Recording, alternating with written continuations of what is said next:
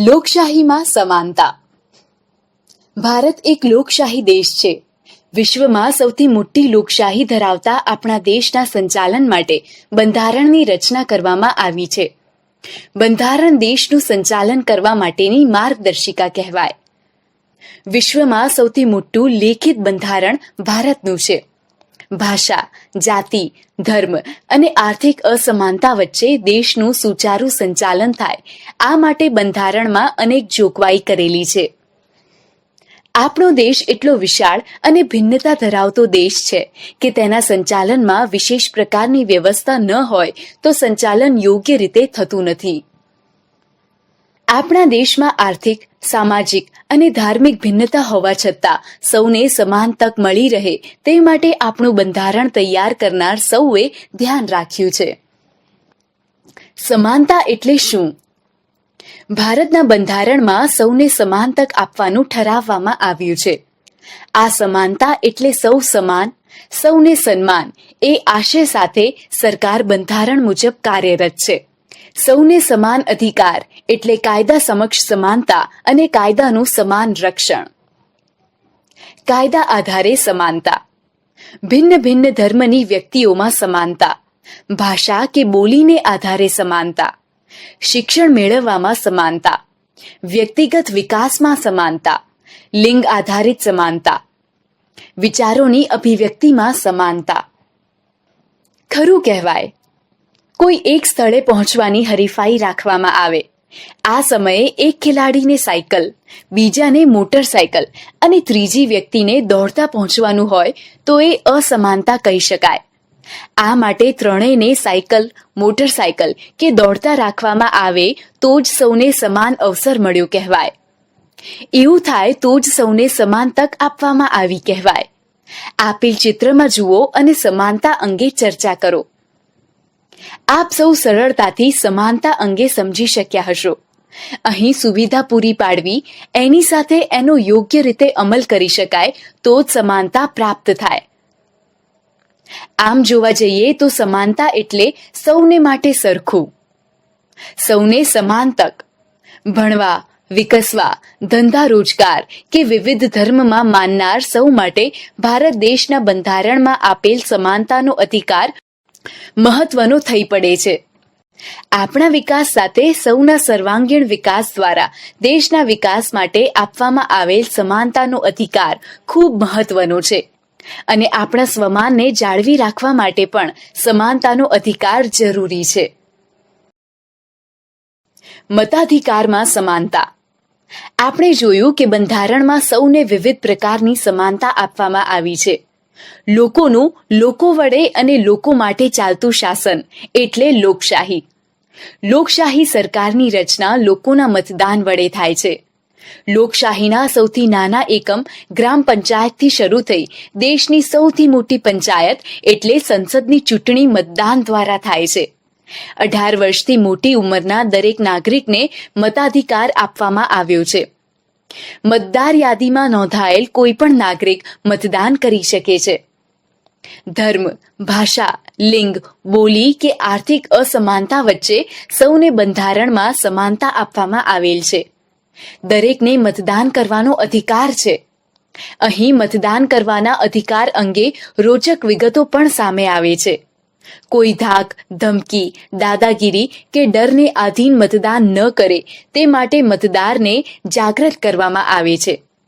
મતનું મહત્વ સમજાવવા અને કોઈ પણ પ્રકારના ડર વગર મતદાન થાય એ માટે ચૂંટણી પંચ વ્યવસ્થા કરે છે. ચૂંટણીના સમયે વધુમાં વધુ લોકો મતદાન કરી શકે તે માટે ખાસ પ્રયત્નો કરવામાં આવે છે.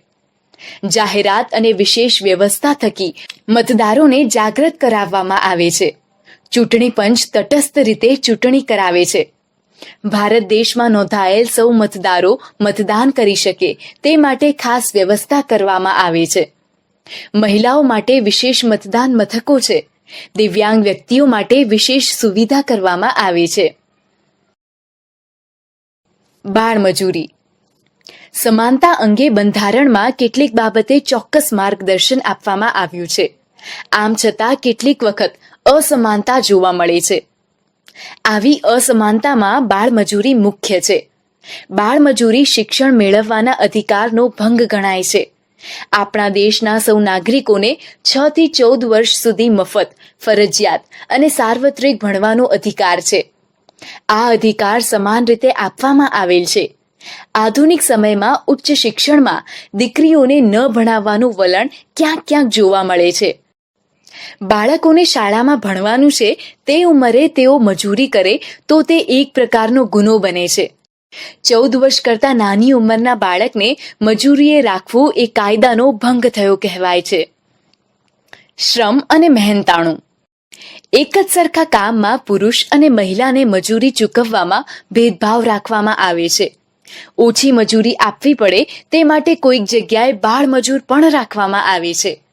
કેટલાક કામ દિવ્યાંગ વ્યક્તિઓ જોડે કરાવવામાં આવે છે. તેમને આ કામનું મહેનતાણું ખૂબ ઓછું આપવામાં આવે છે.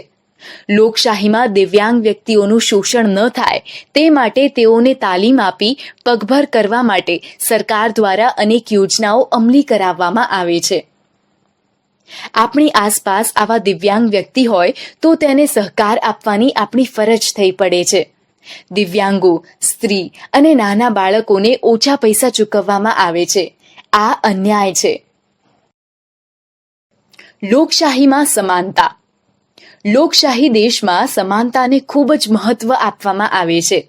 અહીં સમાનતાનો અધિકાર આપવો એ સૌ માટે જરૂરી છે. આપણે કોઈને સન્માન આપીએ તો કોઈ આપણને સન્માન આપે. આ જ રીતે બંધારણમાં પણ સમાનતાનું મહત્વ સ્વીકારવામાં આવ્યું છે. કેટલાક અવલોકનોને આધારે જ્યારે દયાભાવ જોવામાં આવે ત્યારે સમજવું કે સામેવાળી વ્યક્તિને સમાન અધિકાર મળ્યો નથી. આવી અનેક બાબતોને સમજવા આપણે જાતે શું કરી શકીએ તે અંગે વિચારવું જરૂરી છે. તો જ જ્યાં જ્યાં સમાનતા નથી ત્યાં ત્યાં આપણે પ્રયત્ન કરી શકીએ.